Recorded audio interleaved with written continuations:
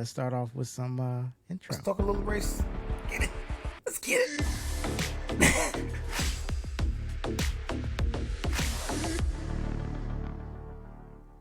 All right. So, All right. It was Eric. lights out and the way we went, right? Bam. Yeah. Great Yeah. start. Checo did not get a good start. Max Verstappen was gone.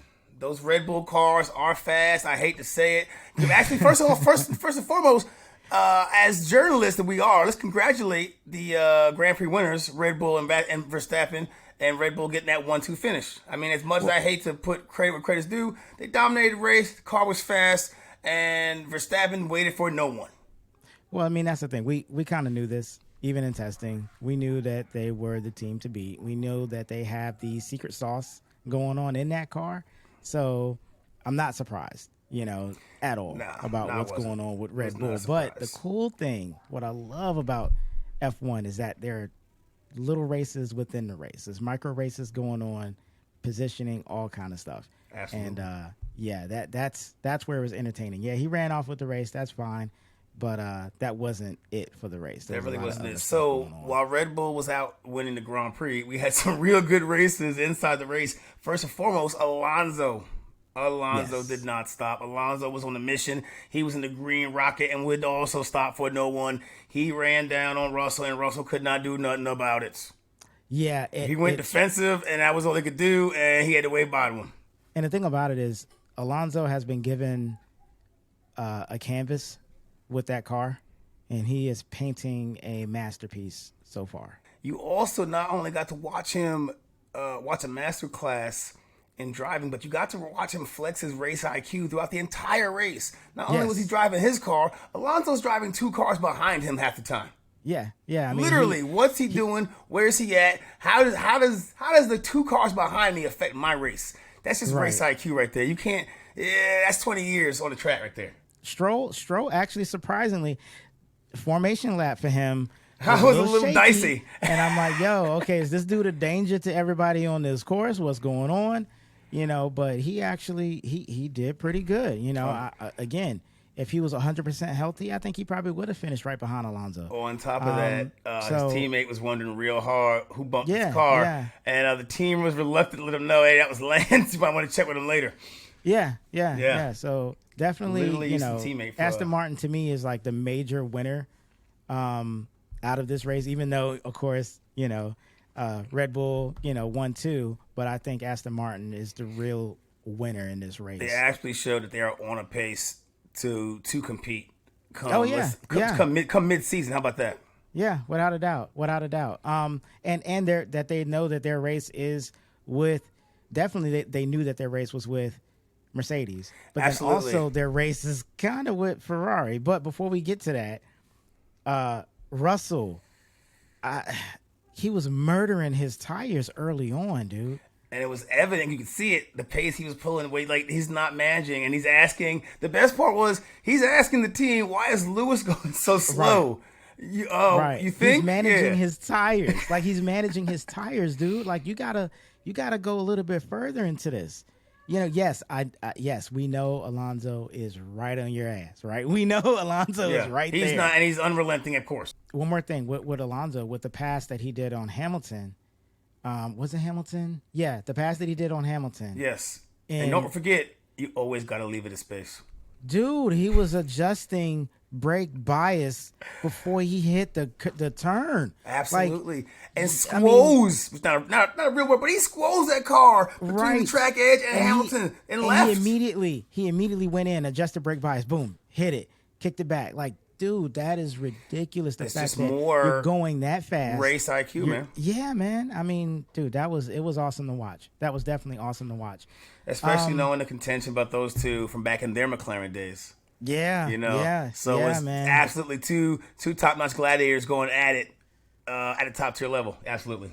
But I definitely got one I want to talk about. And I want to talk about McLaren. Okay?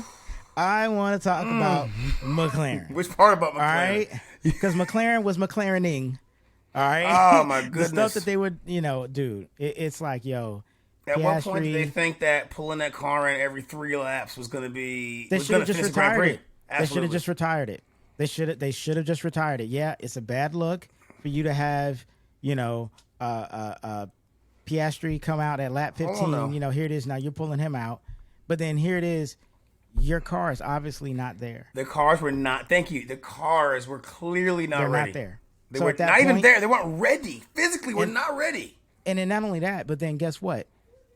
Get the car, take it back, pull it out. That the sooner you get the car off the course, the better you can go ahead and start. I mean, the quicker you can go ahead and start working on the next race and getting the car ready, for real. And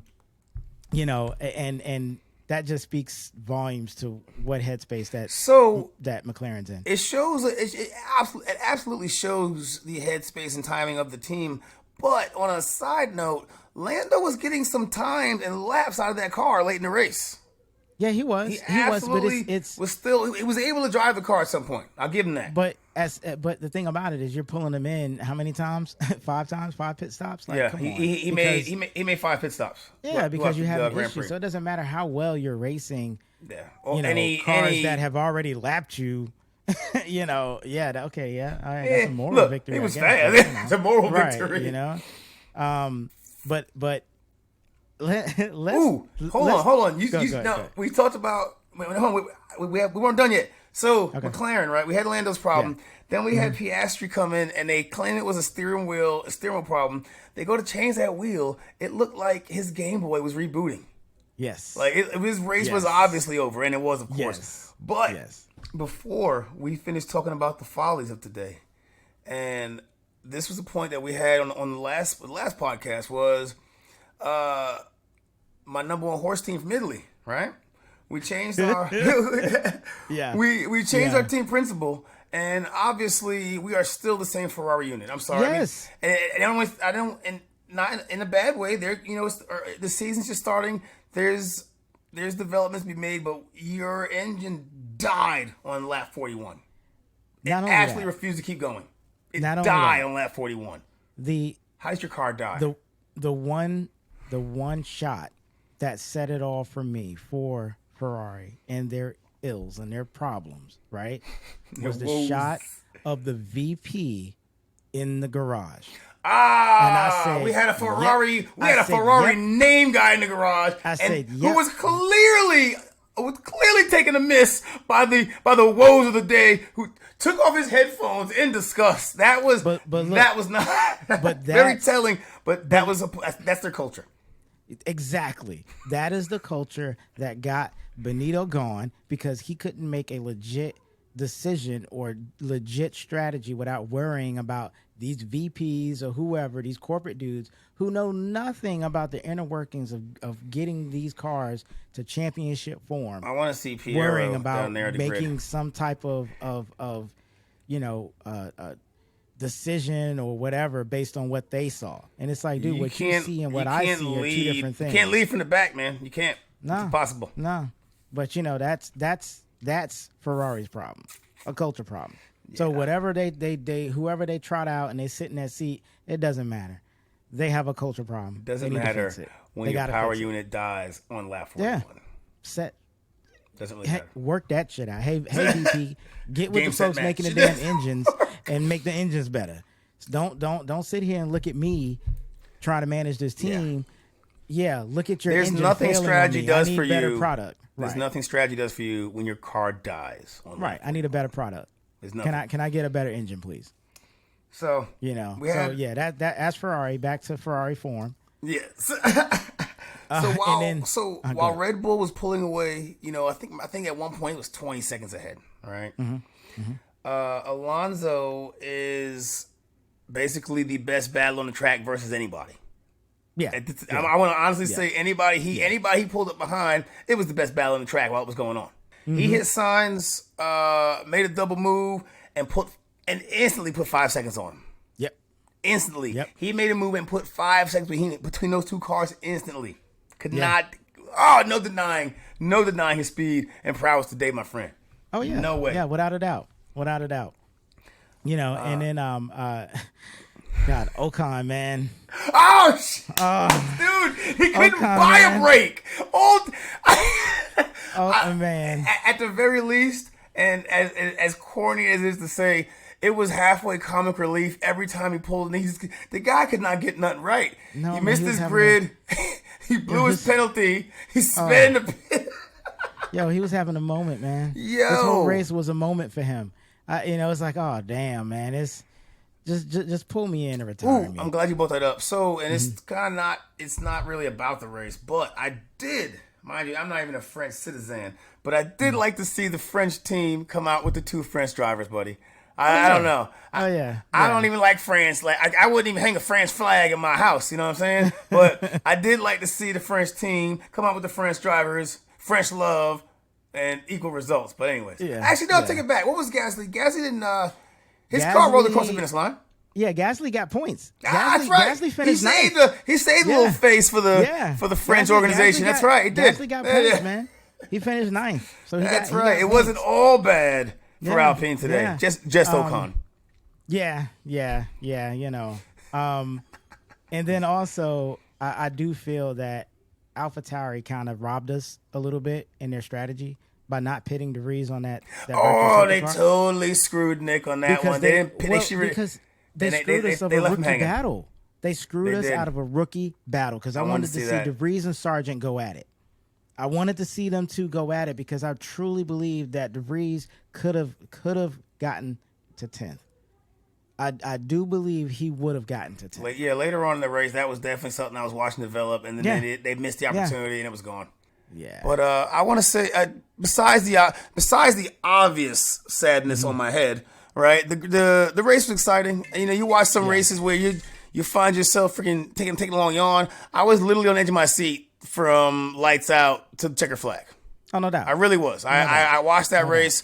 It provided the necessary injection of F1 into my life for a week's time. I was satisfied with the entertainment value, even though some of the thing I felt like some of the lower, not lower tier, but some of the midfield teams, there could have been a lot more battles going on in the midfield. Yeah. I felt like that was the only thing we missed out on besides yours truly hooting and hollering because his man was on the podium. But that was the only drawback for me. Yeah, I mean, Mercedes they definitely have some issues that they got to work out. Mainly, I think it's balance. I think it's just the balance of the car, and getting that right. The power unit, I think the power unit is there, obviously, because Alonso got it, Stroll got it. It's the same, and not even that, but the opportunity. And this is weird. I feel funny to say this. And the opportunity to go fast will exist at some point because of track evolution. Yeah, exactly. Because at some point in the day, everybody was pulling. Everybody from Hulkenberg to Zhou had the fastest laps. I think Zhou finished with the fastest lap. Yeah, he didn't get the point even though he didn't outside top 10. Yeah, right. But yeah, track evolution is going to give you the opportunity to get fast laps. Great race. Absolutely. As always, great conversation. Absolutely, Jonathan. Always a pleasure to see you. Always. Man, I would have wished for a better outcome for Mercedes, but absolutely. But you know what? Learning. At this point, P5 and 7, we scored points. We're still in contention. It's race 1. We got 22 more races to go. Yeah. But man, Alonso, man.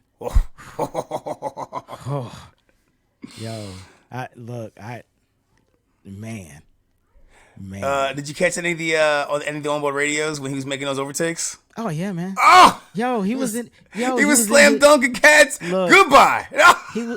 Alonso was in his bag, man. Yes, he Alonso was in his bag, and he was pulling it all out. Yeah, he was. So he definitely. I don't know. To really wrap it up, the biggest takeaway is that Aston Martin has a podium contending car right now. I feel like. Actually, they got a podium. Baloney. They have a podium contending car. I don't feel like that's apparent. No, that's not too far out to say. No. They absolutely do. They have a podium contender right now, and that's pretty dope. Oh, definitely. But as always, great talking to you about some F1, and let's hit them with the outro, man.